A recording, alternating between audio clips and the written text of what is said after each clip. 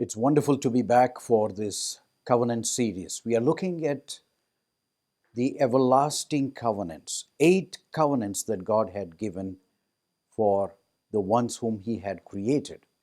And this series is entitled as the covenant of His presence. Earlier, we had looked at the previous covenants. We had looked at the angelic covenant. We had looked at the Abrahamic covenant. We had looked at the Noahic covenant. All are everlasting covenants because these are covenants that God Himself has made with His creatures. Today we are going to look at another fascinating study, which is the covenant of Abraham. I'm sure that we all do understand the significance of this important covenant. But just mind you, before we could go a little further, we need to understand that each covenant has a specific covenant sign. And so, before we go into the Abrahamic covenant, let's try to pick up the covenant sign for each of these covenants. As I have mentioned before, there are 8 everlasting covenants. Let's name them one by one. The Adamic covenant. Then we have the Noahic covenant, which we had studied last time. Today we are going to look at the Adamic covenant. Then after that we have the Israelic covenant. Then we have the Davidic covenant. And then we have the Messianic covenant and the new covenants. Now, each of these covenants, if you see carefully, they are all everlasting covenants. These covenants have a covenant sign. If you look at the angelic covenant, the recipients were the angels. The covenant type is a covenant of fellowship and ministration. And the sign of the covenant will be eternal life. As long as the angels remained true and faithful to God and His word, they'll continue to live. They continue to live forever. So this was a conditional covenant, a covenant of obedience, and the angels will enjoy the presence of God as long as they were in obedience to His laws and commandments. The next one we had seen is the Adamic covenant. Now, the recipient of the covenant was Adam himself, and this is the covenant of redemption because Adam had fallen. Adam disobeyed God. God had to restore him back into fellowship with Him, and so this is a covenant of redemption. What was the sign for this covenant? It is the altar, the sacrifice. Since the time of Adam, we know that this sign has been instituted by God Himself. The very first sacrifice was made by God Himself and demonstrated before Adam and Eve that it was His sacrifice, which is symbolically represented in that innocent lamb, that is going to bring redemption, which had to be passed on to His posterity, so that every time that they offered this sacrifice, they'll be able to remember this important everlasting covenant. The next one, which we had seen earlier, is the covenant of Noah. This covenant has been made to Noah and to all the mankind because we know that God had destroyed the whole world. It was only Noah and his family that remained, 8 of them that have remained. And this is called as the covenant of preservation because as God gave this sign of the rainbow, He said that I will not destroy the world again with flood. This is called as the covenant of preservation. And what was the covenant sign? Every time that you see the bow in the clouds, you'll be able to remember of my covenant, a covenant that I have made that I'm going to preserve as long as life would last, that I will never destroy this world again with flood. So we can see the recipients of the covenant, we can see the type of the covenant, and also we can see the sign of the covenant. Today we are going to have a very fascinating study with the covenant of Abraham. We all know that Abraham was called as the friend of God. Now, Abraham is very important because there are 3 religions that amalgamate itself and root itself to this patriarch Abraham. All the 3 religions, the Judaic religion or the Jewish religion, the Islamic religion, and also the Christians, all of them trace their roots to this patriarch Abraham. We go back in time to 2090 BC, where we will see about the amazing covenant and the story that unveils itself about Abraham. Now, if you look in the Bible itself, in the Word of God, you'll find that there are more than 290 verses connected to Abraham. So, surely you can understand that Abraham is a central figure, especially in the Old Testament and also in the New Testament, as Paul begins to tell us and give us an in depth understanding who are the children of Abraham. Now, one thing we can understand is that God had promised that He would bless the whole world through this one man. Now, many times when we look at Abraham, we always think about Abraham in a different dimension than what we actually should look at and what the Bible portrays and what the reality is.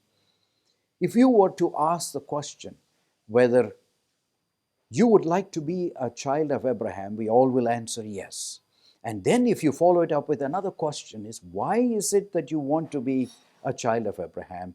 Because you would automatically say, because I'll be blessed of God. And in this blessing, we are always looking at the material prosperity with regarding to Abraham. Surprisingly, that was not true. We will know as we understand how Abraham had been blessed through this everlasting covenant that God had made to Abraham and his posterity. This is the fourth covenant that we are looking at, the covenant of Abraham. In this first part, we are going to look at the covenant oath that God had made. We are going to take you on a journey to a little in depth understanding of what this covenant that God made with Abraham is all about. Let's turn our Bibles to Genesis, the 12th chapter. And if we look at verse 1 itself, it says here, Now the Lord had said unto Abraham, Get thee out of thy country and from thy kindred and from thy father's house unto a land that I will show thee. Here God is calling Abraham. So we have the call that comes in Genesis, the 12th chapter. And did Abraham respond to that call? We have that in the New Testament in Hebrews, the 11th chapter. And let's read verse 8. By faith, Abraham, when he was called to go out into a place which he should after receive for an inheritance, obeyed, and he went out not knowing whether he went. In fact, we find here the implicit faith that Abraham had placed. And from then onwards, you'll find that there is a new terminology that comes to the descendants of Abraham. Abraham himself was called by this term called as Hebrew. The meaning of Hebrew means to pass over. What did he pass over? He passed over this important landmark, the river Euphrates. And so, because he has passed over river Euphrates, left all his posterity behind, and then walked in faith, they are the descendants of this patriarch were called as Hebrews. Abraham was a Hebrew because he crossed over river Euphrates, which represents all the world that he left behind, all the prosperity that he had, his family, his wealth, his possessions that he had left behind, and walked by faith on a journey trusting only in God. And so he was truly a Hebrew. And he did that not knowing whether he went. We need to get back into a little bit of detail. The question that we ask when we look at this chapter of faith in Hebrews, the 11th chapter, how did Abraham get such faith? How did he really know about God?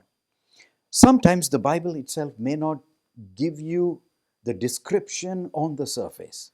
We need to dig a little deeper to understand a little bit about the progeny, a little bit about the depth in which Abraham was sustained to have such unshakable faith. You know that there are 8 people that came out from the flood, but did Abraham get to know about the true and living God from his forefathers? Yes, he did. In fact, if you are able to look at the genealogy and try to tabulate the genealogy, you will have some very surprising results. This is how it is going to pan out. Did you know that Abraham was 65 years old by the time Noah died? Noah was around 950 years. And by the time he died, Abraham was about 65 years old. And that tells us that the son of Noah, which is Shem, was around 450 years. By the time his father Noah died, he was already around 455 years, and Abraham was 65 years. There is a very fascinating story that comes from the Mishnah that tells us a little bit about the background of Abraham. We don't have it in the Bible, but it tells us who Abraham was and from where he had come. All that we know from the Bible was his father's name was Terah. Who was this Terah? Now, this story tells us that Terah was actually one of the servants of Nimrod. He was working as his assistant. And we know that Nimrod was a rebel against God, and he was building this Tower of Babel. And during this time, Terah was a faithful servant of Nimrod, and he kept serving. That was the time that he got married. And one day there was an unusual dream for Nimrod. And when he went to his people and began to inquire, they have told him that Terah is going to give, in other words, Terah is going to have a son. And that son would bring disaster to his kingdom. So quickly, Nimrod asked that as soon as the child is born, he be disposed of. But how could Terah do that? So Terah, along with his mother and a servant, sent this child far away, where they have stayed in the cave for many years. During this time, the mother of Abraham began to tell him some wonderful stories about the flood, about creation, about how the world was before the flood. And Abraham took fascination because in those days there was no written record. He really wanted to know the source from which these stories had come. And so when he was quite young itself, he had taken on a journey, goes to Mount Ararat. And there in the land of Kedim, that is in the mountains of Ararat, he comes to meet these two patriarchs, Noah and his son Shem. He spent several years soaking himself with the understanding of who God was and how to know him and what was the plan of redemption that God had made, how God moved with man, with Adam, how he talked face to face, and how Noah himself had gone through the flood for that 1 year and his experience of faith. All these things were told to Abraham when he was quite young. And after that, he comes back to the place where Terah was. Here he was in the Ur of Chaldeans. But Terah was an idolater. He was a high priest of the sun god. And therefore, it was his business that he would make business in gold, pearls, and make these idols in the form of figurines and begin to sell them. As Abraham went there, Terah entrusted this responsibility of selling these idols to the people that came along so that they would indulge in this worship of idols. But Abraham by then knew who the true and living God was. And then he decided that he would be a true worshiper. One day in fury, he destroyed all these idols. And because of that, the word had gone to Nimrod. And he wanted to somehow see that Abraham was killed. And as a result of that, the whole family decided that this is not the place.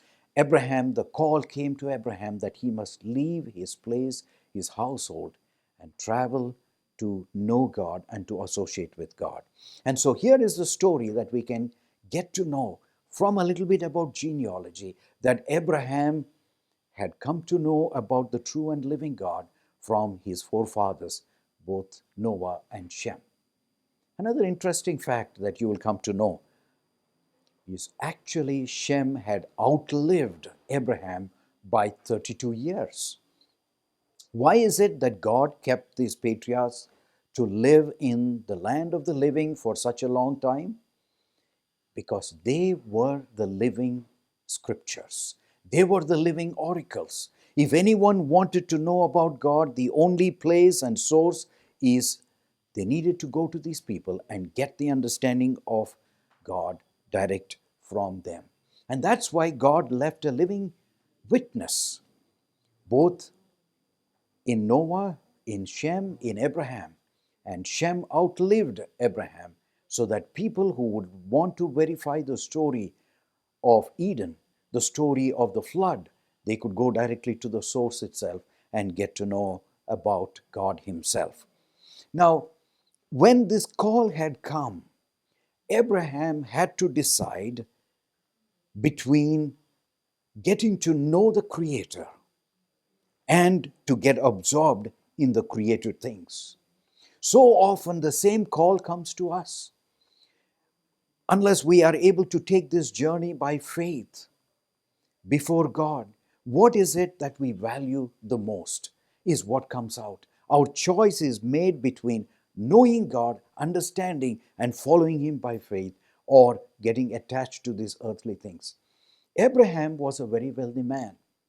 In fact, the archaeological discoveries that have been made in the Ur of Chaldeans tell us that Abraham lived a very sophisticated life. He lived a very posh life. He was a very wealthy man. He was doing business in gold, pearls, and costly things. His house consisted of about 10 to 12 rooms, and he lived in a double-storied building.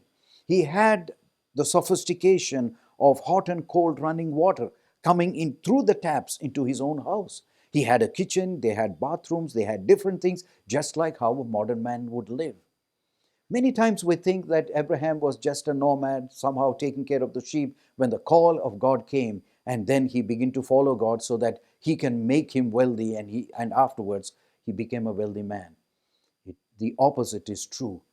Abraham actually left all the wealth that he had behind when he had to follow God. He left all the sophistication, just living in tents. Isaiah 51:2, it says here, "Look unto Abraham your father, and unto Sarah that bare you. For I called him alone, blessed him, and increased him." So here is a challenge that comes to us, a call that comes to us. We need to look to Abraham. Why? In a moment's time, you'll begin to understand why we need to look at Abraham and this kind of a relationship that he had developed between his Maker and him. What made him give up everything? Let's now turn our Bibles to Genesis, the 12th chapter, and we will read from verse 1 to 3. Now the Lord said unto Abraham, Get thee out of thy country, from thy kindred, and from thy father's house, unto a land that I will show thee. And I will make of thee a great nation. I will bless thee. I will make thy name great, and thou shalt be a blessing. And I will bless them that bless thee, curse them that curse thee, and in thee shall all the families of the earth be blessed. God makes these promises to Abraham. Let's look at these sevenfold promises that God made. You know, in the Bible, 7 is a complete number. It is a number that is filled with promises. And so God, in these 3 verses, makes a sevenfold promise. Let's look at them one by one. Number 1, Genesis 12:2. I will make of thee a great nation. Promise number 1. Number 2, I will bless thee. Promise number 2. 3, I will make thy name great. Promise number 3. Thou shalt be a blessing. Promise number 4. I will bless them that bless thee. In verse 3, that is promise number 5. And I will curse them that curse thee. That is promise number 6. And in thee all the nations will be blessed. That is promise number 7. So here is a sevenfold promise that God makes to Abraham. The question that we ask is, and this was the time when Abraham was 75 years old, the question that we ask is, was Abraham so absorbed and so obsessed with these probably materialistic blessings that he followed God? You'll begin to understand why Abraham actually followed God. In these promises, you will find that it encapsulates three important items or three important ingredients in which God is blessing Abraham. Number one, it is called as the blessing of the land. The second one, the blessing about the seed.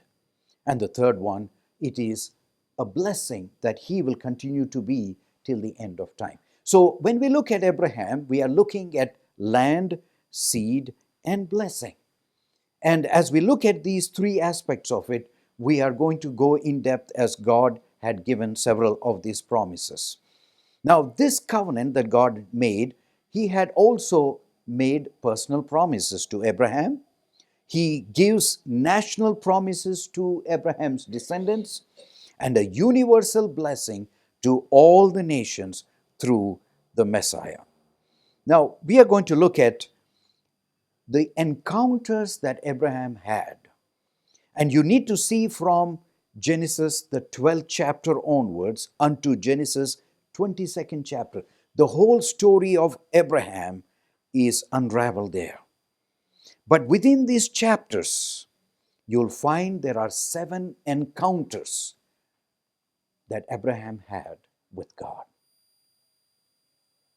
Let us try to understand these 7 important encounters that he had. We'll go to Genesis, the 12th chapter. Genesis 12, 1 to 3, what we have just read before, and also Genesis 12, 7. This is the first call that Abraham had to come out of the land of Ur. We have looked at what God had promised, the promise of land, seed, and blessing. The second encounter that he had with God is found in the very next chapter, that is chapter 13, 14 to 18. Now, this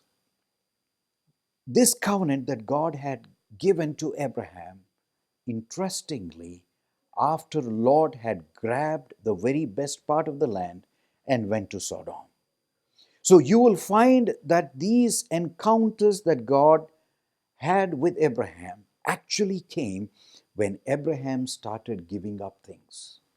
The first one came when he gave up his home place in Ur of Chaldeans, and God had promised a blessing. The second one comes at a time when he gave up the promise that God had made to Abraham, not to Lot, but yet he gave the younger person the opportunity to take the very best. And when Abraham had learned to give up these material things, God comes back to Abraham and promises a blessing to him. This is the promise of the land and seed. You'll also find, as we go into chapter 14, this is the time when again the descendants of Sodom and Gomorrah along with Lot had been captured. Abraham goes and takes them, brings them back. And when it was offered to him to take the best of the loot, Abraham says, I will not even take a shoestring, lest you think that I have been made richer by what you have given. I lift my hand upon God, the God of the universe, who's going to take me through.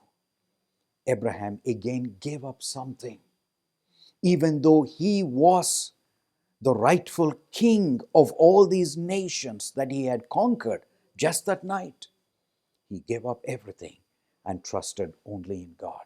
I hope now you're beginning to be enthralled to understand that Abraham did not follow God to get some kind of a materialistic posterity or sustenance. He actually, every time he begins to give up whatever he gets as a rightful owner, so that for him, the thing that he valued the most was God himself. Then we come down to the next encounter in Genesis, the 15th chapter. And here we find that after he had given up this booty, we had this encounter with Melchizedek. And here he gives tithes to Melchizedek. Every time this encounter with God comes after a time when Abraham actually gives up something. I hope you understand that. If we truly need to have an encounter with God, we need to give up something. And that's when we truly realize who God is and how He alone is enough for us. During this time in Genesis, the 15th chapter, the very first covenant oath that God had made. This was the time when in chapter 15 there was a ritual sacrifice, a prophecy of bondage, and a prophecy of deliverance. Then we go to the next chapter, which is 16, where we have this lack of faith and the experience of Hagar. And then we come to chapter 17, the next encounter with God. That is the fourth encounter that Abraham had with God. This was the second covenant oath that God makes with Abraham. Although Abraham has these encounters with God, but actually there are 3 times God makes a specific oath to Abraham. And so in chapter 17, we find there is a separate covenant oath that God makes with Abraham. This is called as the land, seed, and blessing. The second time God makes a promise that is going to bind forever, a covenant oath that God makes with Abraham. And here, God changes the name of Abraham. He gives him the covenant sign of circumcision. So we find in Genesis, the 17th chapter and 7, he makes the everlasting covenant. In verse 8, he makes about the everlasting possession. And in verse 3, he gives the sign, the everlasting sign, which is circumcision.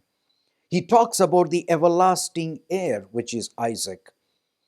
And these encapsulates all these covenant oath, the second covenant oath that God made with Abraham. Then we come to Genesis chapter 18. This was the time he had a personal encounter, a physical encounter with 3 men that comes to his doorsteps. There they promise him a son, a nation, and a blessing. Following that, we have how Sodom was destroyed in chapter 19 by fire. Then we have the encounter with Abimelech. Then we come to chapter 21, the 6th encounter with God. This was the time Isaac was born. He was circumcised and he was verified to be the covenant seed.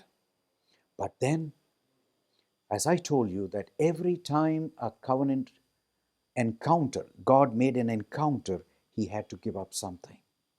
What did he give up this time? He had to let go of Ishmael and Hagar. And that's when God promised to Abraham in chapter 21 that Isaac will be the fulfillment of this covenant promise.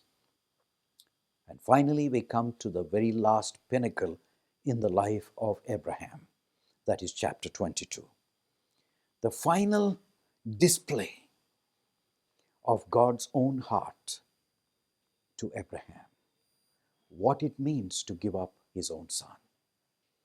And as he climbed the Mount Moriah for those 3 days, symbolic of the life that Jesus would live, and as the son was carrying the wood on his shoulder, symbolic of the cross that Jesus would carry, the heart of the Father, yearning for his son, being broken every step that he took along with his son, representing the love of the Father. And there, as he stretched the arms of his son and lifted his knife, he understood what it means to give up his son. And that's when God promised the final blessing, the final oath that God made with Abraham. Jehovah Jireh, God will provide. Land, seed, and blessing completed through a personal encounter and experience with God. In these 7 encounters that Abraham had, 3 oaths that God made. And that is why every time that Abraham gave up something, he made a statement that I value God more than any of these things. And the final statement that he made is, even though this son had been promised to me, I value God more than anything else. And that is when the covenant oath became complete. This is what makes Abraham great. This is what we understand by this covenant that Abraham had. So often, all the descendants or who claim their faith from Abraham only claim because they want a materialistic blessing.